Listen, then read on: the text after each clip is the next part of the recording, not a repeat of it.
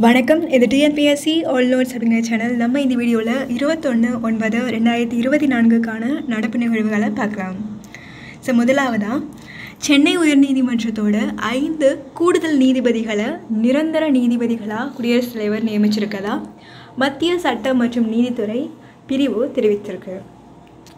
சென்னை உயர்நீதிமன்றத்தோட கூடுதல் நீதிபதிகள் 5 பேரை நிரந்தர நீதிபதிகளாக நியமிக்கிறதுக்கு உச்சநீதிமன்ற கொலிஜியம் அண்மையில் பரிந்துரை பண்ணியிருக்கு. அவங்க நிரந்தர நீதிபதிகளாக நியமிக்கப்பட்டிருக்காங்க.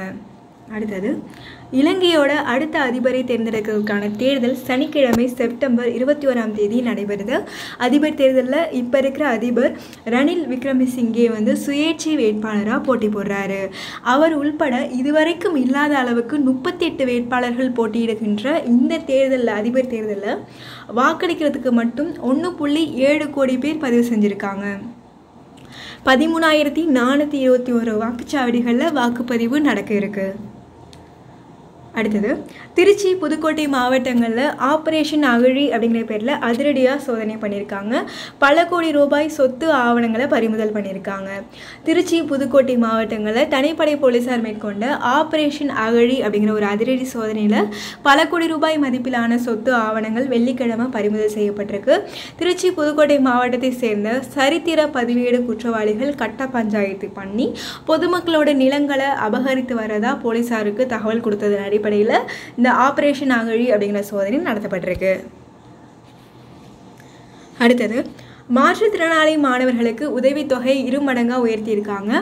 மாணவர்களுக்கான கல்வி உதவித்தொகையை 2 மடங்காக உயர்த்துறதுக்கு முதல்வர் மு.க. ஸ்டாலின் உத்தரவு போட்டிருக்காரு. 1லிருந்து 5ஆம் வகுப்பு வரைக்கும் உள்ள மாணவர்களுக்கு 1000 ரூபாயிலிருந்து 2000 ஆகவும், 6ஆம் வகுப்பிலிருந்து 8ஆம் வகுப்பு வரைக்கும் படிக்கக்கூடிய மாணவர்களுக்கு உதவித்தொகை 3000லிருந்து 6000 ஆகவும், 9ஆம் வகுப்பிலிருந்து 12ஆம் வகுப்பு வரைக்கும் படிக்கக்கூடிய மாணவர்களுக்கு 4000லிருந்து 8000 ஆகவும் உயர்த்தப்பட்டிருக்கு. இதே காலேஜில் பட்டப்படிப்பு படிக்கிறாங்கன்னா அவங்களுக்கு 6000லேருந்து 12,000 உயர்த்தப்பட்டிருக்கு.